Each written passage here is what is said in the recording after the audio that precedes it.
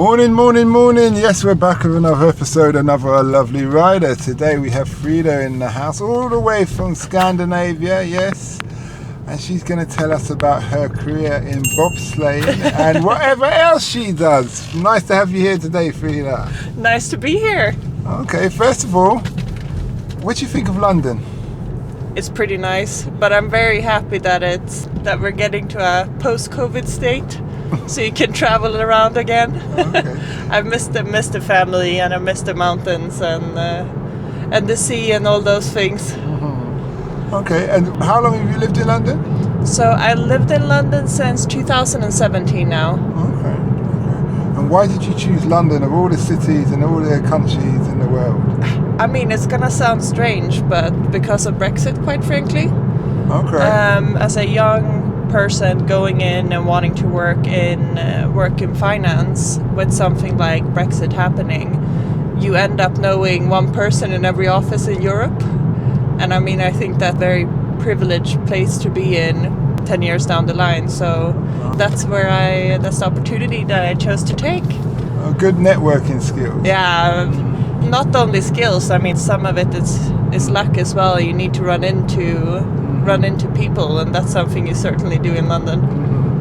So you still do bobsleighing, or you used to do bobsleighing? I used to do, yeah. Okay. So tell us about your journey from when you were in school to starting to do the bobsleigh. Yeah, so for high school I went to a soccer school. Okay. So we had soccer. Really athletic. We had soccer on the schedule. I then went to the elite sports program for the last 3 years of high school, and I did American football. Okay. I also spent a year in the US playing American football during high school. So they have a women's league then? Yeah, no, they don't. So I played with guys in the US as well. Oh. And I played with guys in Sweden as well since... Oh, they do mix. Wait, this is soccer? No. This is football. American football. Yes, so yes. You're playing with... How old were you then? So I was 16 when I played the first time. And you're playing with boys? Yeah. Okay, so that you didn't get a lot of injuries? It's quite a brutal sport. Not from football. I mean, I'm not very small to be a woman, and just to let the audience know, and I say this with the utmost respect, she's a lovely, tall Scandinavian, like model-looking lady, but you know, she's athletic at the same time. So let's get a vision of how you look. So yeah, I just didn't realise that they allow the sexes to mingle in such a physical sport, but. No, I mean they do, and actually when I started playing football it was with guys my same age, and then after playing for roughly 4 years they actually allowed women to play with guys that were 2 years younger. Okay.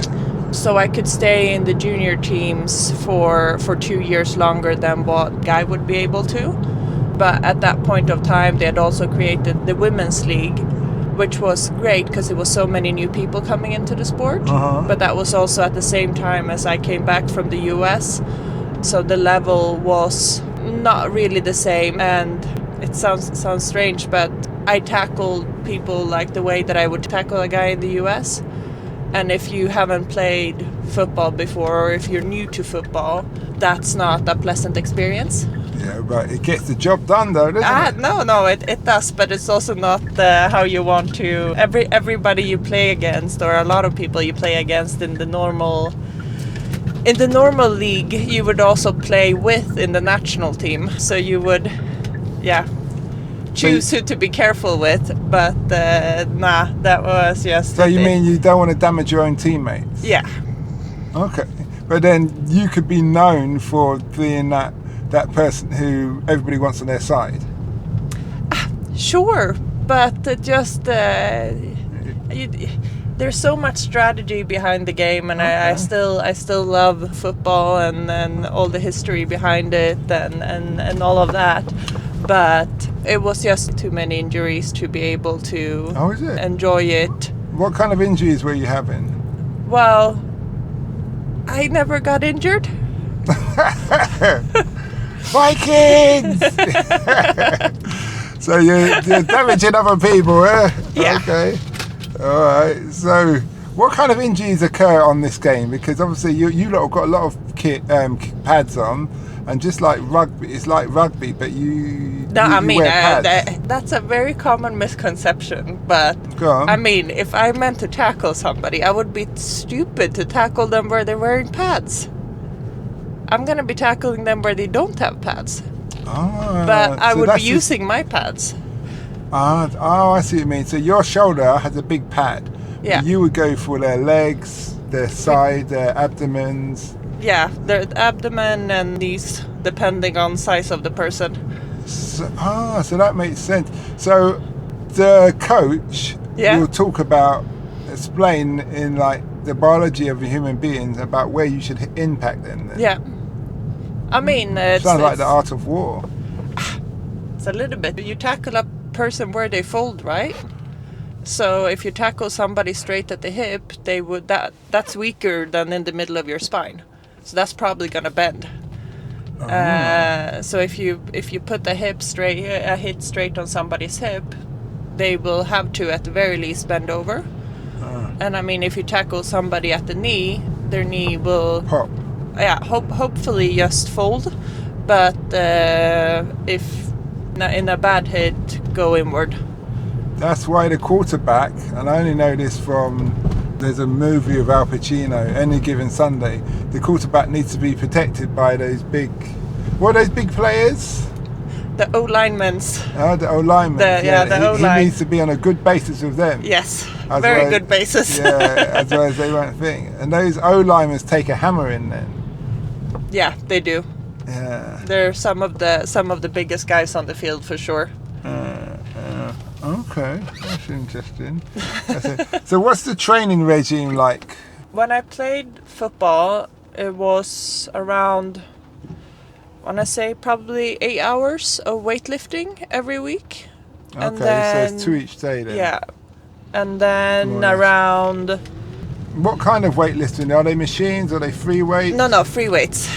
Always free weights? Yes. A very little machine unless it's for rehab. So that's core alignment then? Yeah, no, you really want to work the small muscle group as well and make sure that you activate all the muscles around the muscle that you're actually working, because that's one of the big issues with training on machines, right? You isolate the muscle that you're working on, and that's when you do it for active sports, that's not what you're looking for.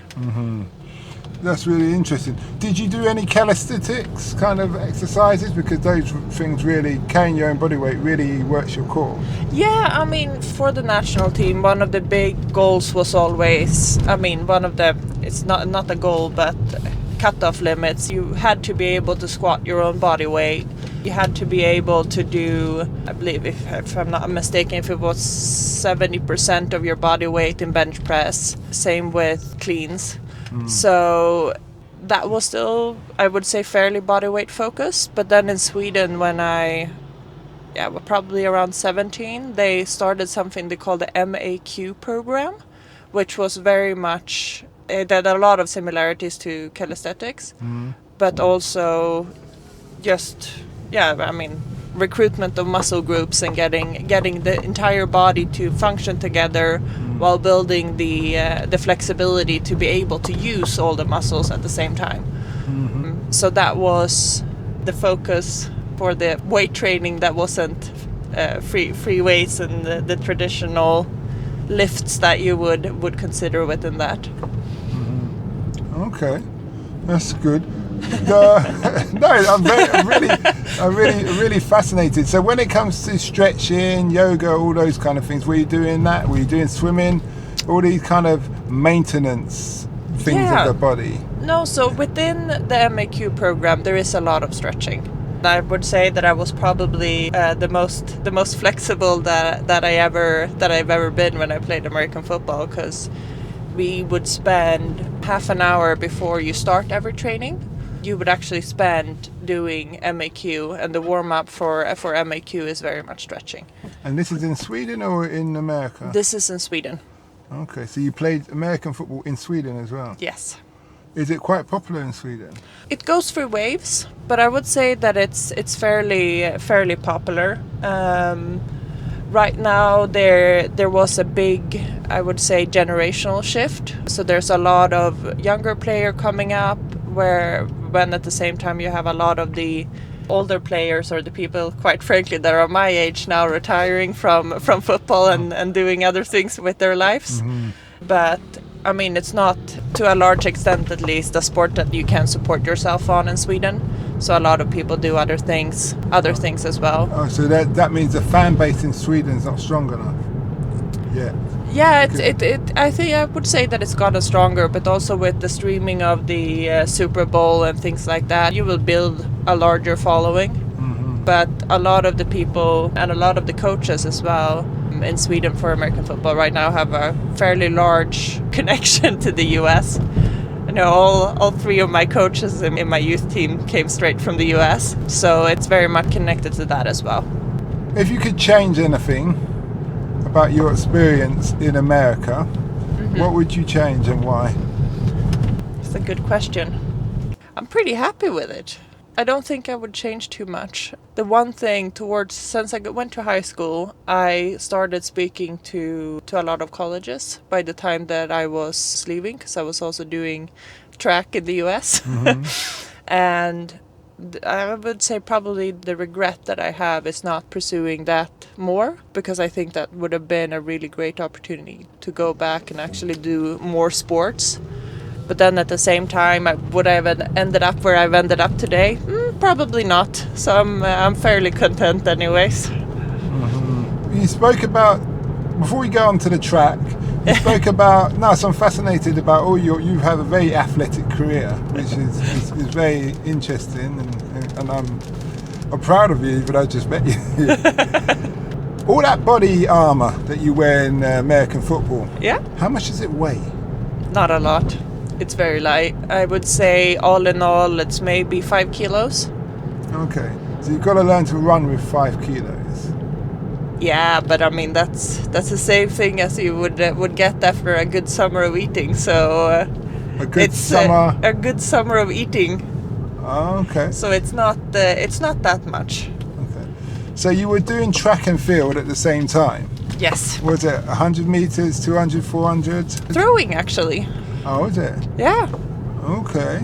So I did, in the US I did shot put and discus seriously. And then obviously I did do 100 meters and long jump and triple jump and those things as well, but less seriously. Throwing was definitely my go-to, especially discus. Did you compete for Sweden at any time? Yeah, for American football I did. I was the captain of the women's national team. Ooh, you kept that quiet, innit? And for sliding as well. We went to the Europa Cup in Innsbruck for bobsled. And then I was training with the skeleton team as well. So yeah, I did represent Sweden. So can I ask, you don't have to answer. I only ask, how old are you? Well, I just turned 30.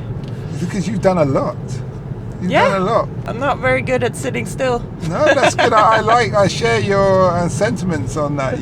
Life's too short to just sit down and not do anything. Yeah. You want to be achieving something, have a task every 3 months to achieve something, or in that respect. So yeah. No, but I mean, a lot of it as well, it's been being surrounded by good people, right? I wanted to play American football when I was a kid, didn't know it existed in Sweden. Or my parents assured me that it didn't exist in Sweden. Found out that it actually existed through... You found out, your parents found out? No, I found out. A bit of persistency. Yeah. So we made a deal that I was allowed to play, but my parents wouldn't help. Really? So I had to get myself... I mean, at the time I played soccer as well. I played soccer from when I was 4 years old until I left for London. So a lot of years. I played floorball as well. I was in the Scouts. So I had more than enough things on my schedule already. So if you was in the Scouts and in Sweden, that means you know how to ski. Yeah, we don't ski with the Scouts though. Really? You don't do cross-country? But I do know how to ski. You don't do that cross-country hiking with the skis, the Finnish skis, where you go No. across the terrain for miles? No, I mean, have we done cross-country skiing with the Scouts? Yes, but that was more other free time. I did skiing for a while as well, so as a sport. Okay, so... Not that that's a surprise at this point. If you had to pick one sport out of them all, Oh wow, you could only do that's one. the impossible question. What would you pick and why? You've got quite a bit. You've got soccer, as they call Yeah. it. You've got American football. You've got bobsleigh. You've got track and field. You've got throwing the discus Yeah. and javelin. That's 6 I different. mean, there is so much of each sports that I love that I haven't found. I don't think I found one sport yet that fulfills it all. That's Yeah, because you've got team sports and you've got individuals. yeah. And that says a lot about your personality. You can work in a team. You can also lead a team. So you've been a captain. But yet you can work on your own. Yeah, no, I mean, That's real good skills. You thought about being prime minister for? We've got vacancies. I heard the position was open. Yeah, the job centre. Yeah. And you're in finance now, so you know how to handle money. Yeah, You can definitely get the job. I'd vote for you. Frida. We really thank you. Thank People you. want to follow you on social media, can they? Yeah, sure. What's your social media handle? So it's on Instagram, it's Frida with 2 A's and then Ingstrom with 2 M's. You want to spell that quickly?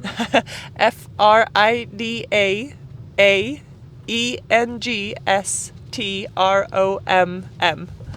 Okay. Well, thanks a lot for that, and we wish you well. Same to you. Thank you very much. We hope that episode enhanced your life. We post an interview every day as well as vlogging on our social media channels. Don't forget to subscribe to get our latest episode.